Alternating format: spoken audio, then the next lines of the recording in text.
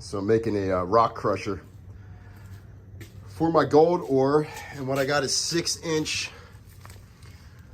This isn't really girder. I don't know the technical name of it, but it's 6-inch. Looks like 1/8 inch, maybe 3/16.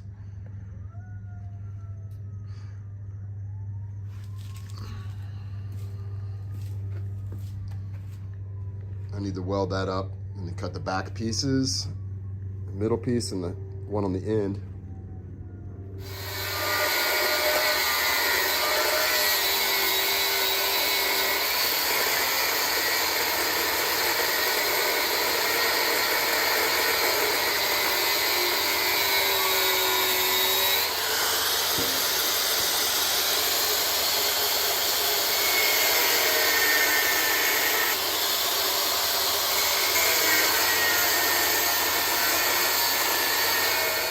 That's what's going on. I got to weld everything together.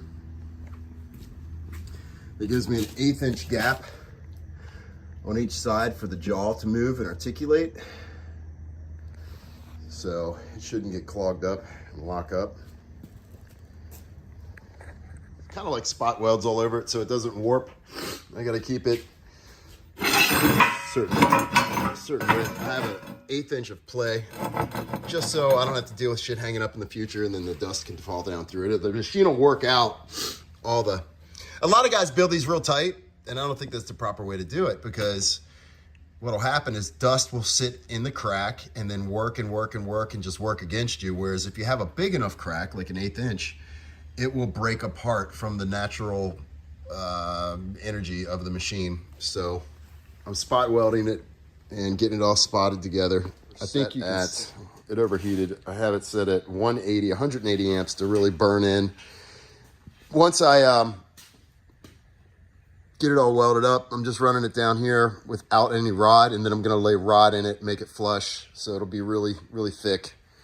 I'm having my buddy who owns a machine shop make my cam for me. It's looking pretty good though. I'm not gonna put any skid plates on the sides. I'm only gonna put it on the surface side of the grinding plate and on the back side. I'm going to put an extra plate and then probably an extra plate and then weld rebar down it that I can knock off and replace later. But I mean, you don't have to go overboard. If you get to the point where you're wearing this machine out built just like this without any reinforcement skid plates, if you're to the point where you're going through that much ore, you're going to be making enough money to where you can build a much bigger one. It's a lot bigger, so you can do it then. I don't think it's necessary to put skid plates on this and go overboard. Like I said, once you're wearing this out, you're going to either be on something to where you're making a ton of money and you're going to have a much larger machine. You're going to be going through a couple yards of dirt a day, whatever, or rock, I mean.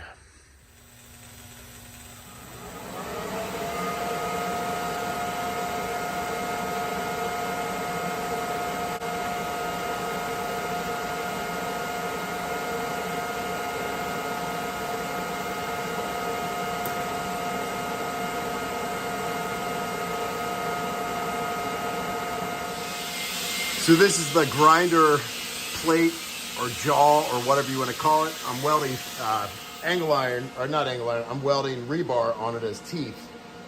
Put in a nice weld on each side all the way across. I probably don't have to weld it so much, but I want to make sure it's stationary, doesn't move.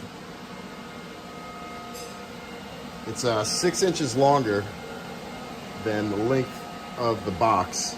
It's going to lean back at an angle like this and stick out, and then my bearings will be mounted to it, my pillow bearings.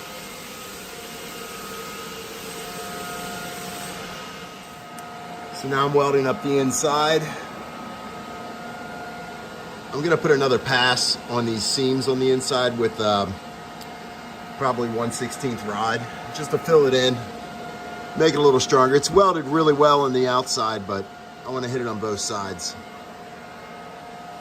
I still need to do this, obviously. This poor welder, the duty cycle isn't long enough, so I get about 20 inches, then I gotta wait. So now I'm welding this little kicker plate, it's adjustment plate for the back side of the crusher plate.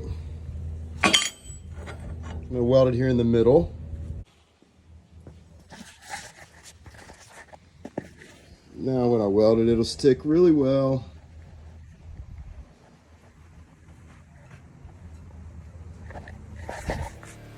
So I have my bearings temporarily, well, they're set, but they're not super tight. And now what I'm doing, so you can see, I put that plate on the bottom. And what I'm gonna do is put this right here, and then you'll be able to screw this in and out to make your rocks smaller or bigger. I'm gonna weld a bracket here, thread it, and then this will go through it and push against that. Hopefully one of these is enough. I think it is.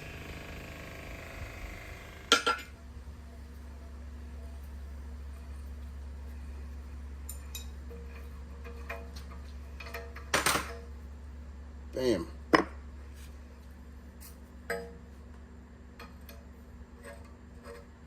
Look at that.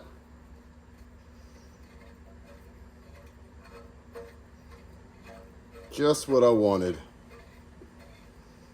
Just what I wanted.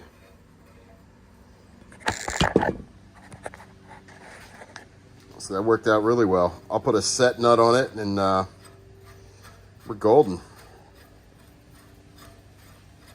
So I'm just starting to get it tacked up. I got my my toggle in here now. If you can see, the toggle sits on a plate so I can go forward and back without falling down. I will hook springs on from here up to the teeth, the grinder plate, and the springs will hold it back so the toggle doesn't fall through, and it keeps tension on it.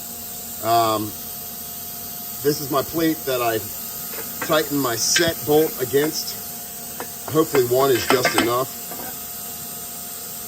but it's turning out pretty good. I got to take the grinder plate back off and get a weld on this side and on this side, on the opposite side, and around the bottom. Things getting really heavy.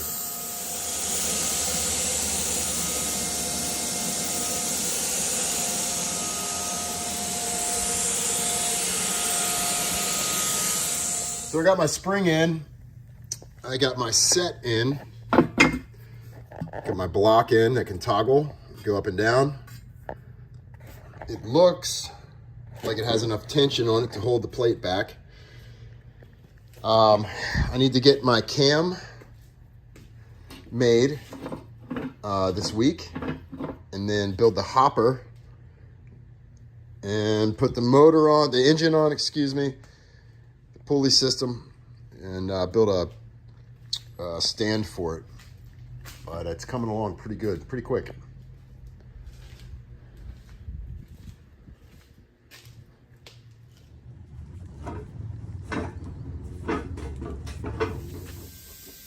So this had a shoulder on it I just brought down with the lathe. I'm gonna put some threads on it. I was gonna leave the shoulder, then countersink the shoulder into the shaft for the shaft pulley, the cam. But I went ahead and took it down all the way.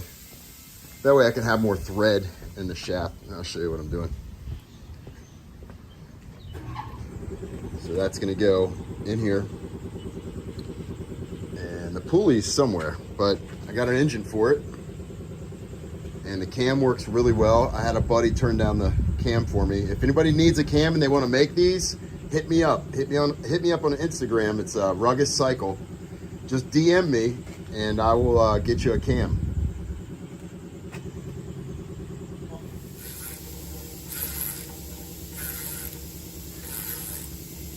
So that's a 1/2 inch 13 thread.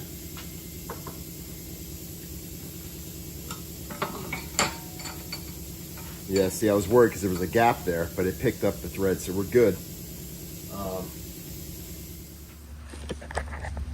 You can kind of see what I'm doing. I'm drilling little holes, and then I'll drill bigger holes, and that'll fall out, and then I'll have a little slider adjustment.